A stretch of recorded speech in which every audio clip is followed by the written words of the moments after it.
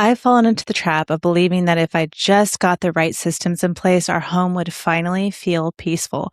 But I found out the hard way that you can have every routine in place and still be the one tearing your home down instead of building it up. There is one unexpected key that has to go alongside all of that, and it's not cleaning more or having a perfect routine. Today, I'm going to share what that is and how you can bring this into your own home to make it more peaceful, life-giving, and a place where your family can thrive. So there is a real and very practical importance to having structure in the home. This is how the family thrives, with structure and predictability in a home that is managed and stewarded well.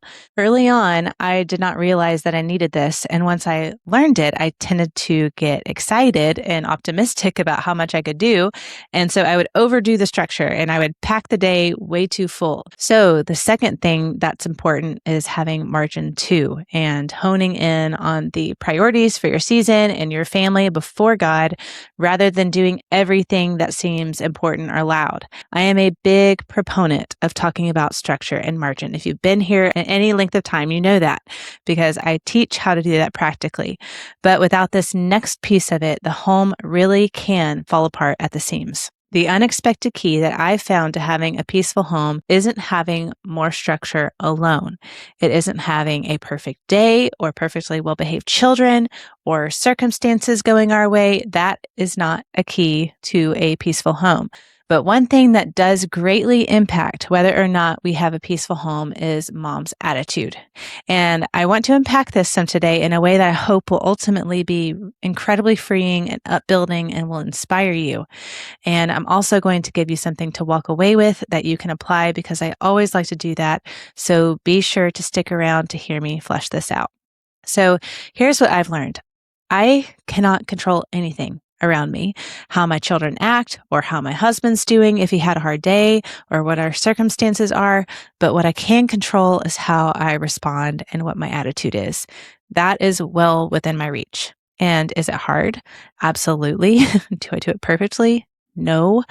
It takes practice and self-control and the Holy Spirit's supernatural power, because our flesh is weak to do good sometimes and strong to do fleshly things. But as Christians, we have the Holy Spirit living inside of us, and one of the fruits of the Spirit is self-control. And so with His help, because He is in us, we can walk in this and we can increasingly grow in this fruit among the other fruits of the Spirit.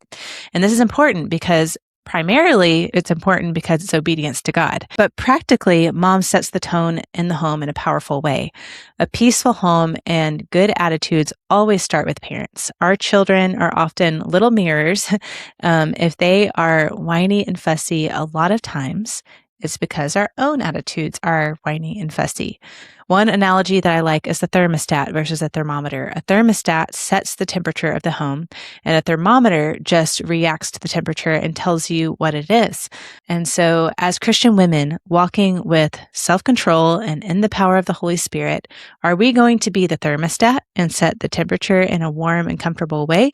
Or are we going to be reactive, more like a thermometer, just reacting to what's in our environment all the time? If it's heated, we are heated. If it's cold, we are cold.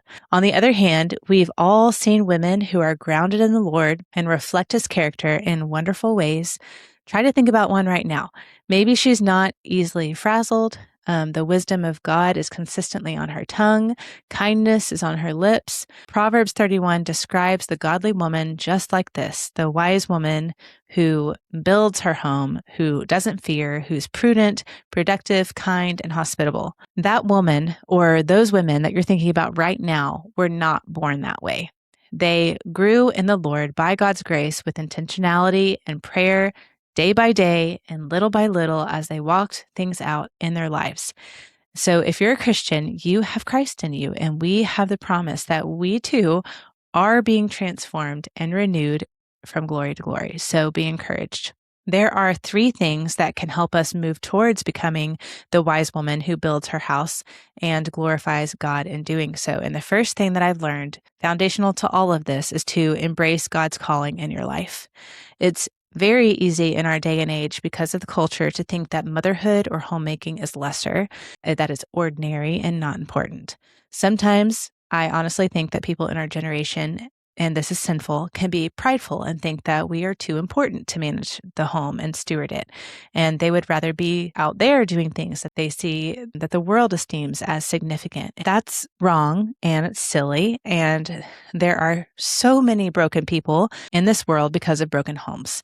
And as women, we have the power to build homes that give life and nurture people who continue on to do great things for God's glory, whether that's building another home and continuing a godly legacy or fulfilling another role with excellence. So it's a glorious thing to be a mother if he's given you the gift of children, because not everybody gets that gift. But if you are a mother, this is his design for you. Adam and Eve were unhappy when they went against how God created things. But when they fully embraced his creation and believed him, they were very happy. But because of the fall, our roles are now harder. But when we fully embrace and love the Creator's design as creatures, things just work better. They tend to work better, and we tend to be more joyful and happy. This was a foreign concept to me when I heard Sally Clarkson mention embracing motherhood in her book. It was a passing comment in Mission of Motherhood, but it struck me.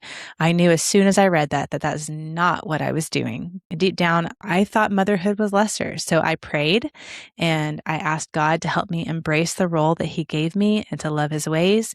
I felt convicted. And over time, praise the Lord, he changed my heart. Now I embrace it. I love it. And I'm so much happier for it. I'm not saying that it's easy or it's not because our circumstances are easier. We've actually had some very difficult and painful things happen over the years, but my heart is free to enjoy God's design and it's wonderful. So I would encourage you to pray. If this is something that your heart wrestles with, bristling against God's design for you as a mother, do you wish you were 1 foot in and 1 foot out?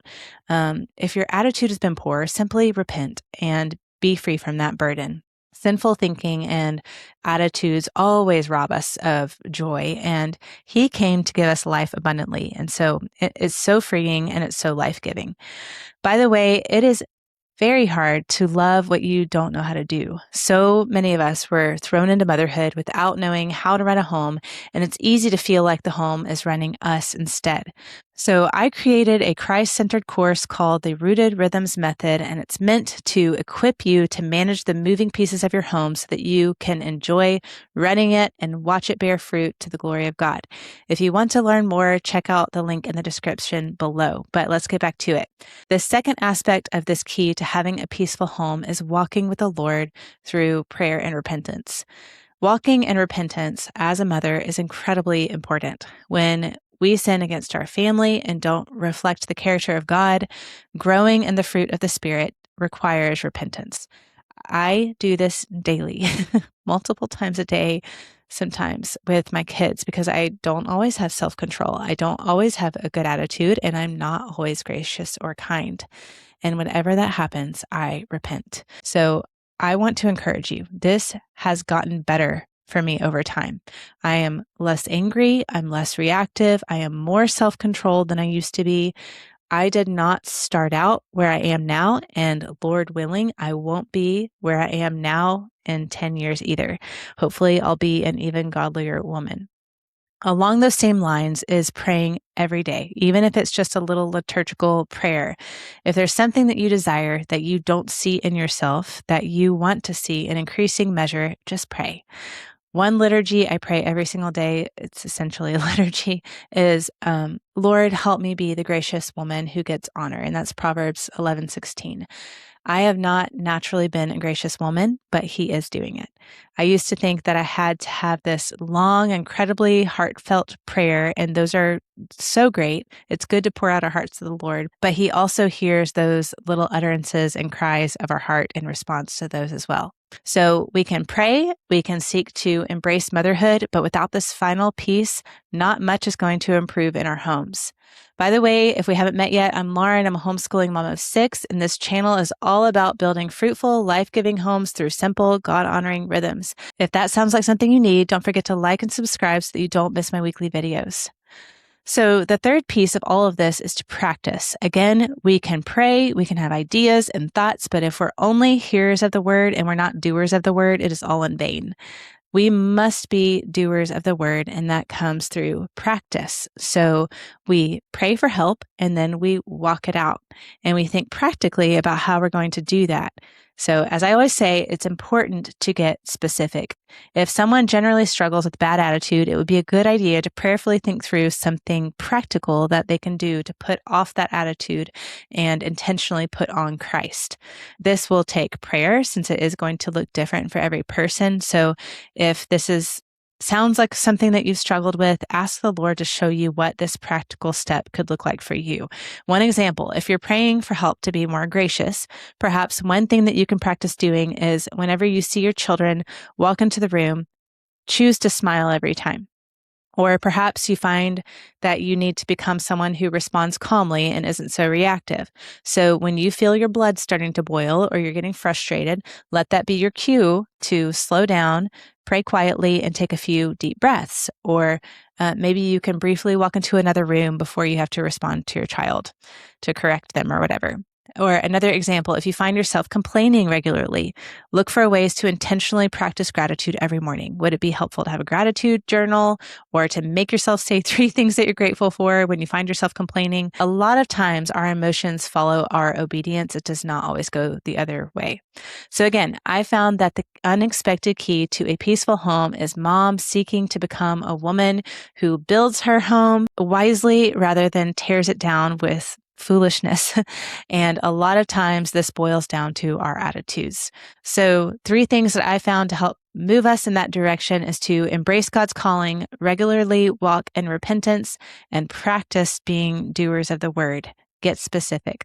Again, if you want some help bringing some structure to your home along with what we've talked about today, check out Rooted Rhythms below. It's designed to equip you with what you need to manage your home with joy. Thank you so much for being here today, and I'll see you in the next one.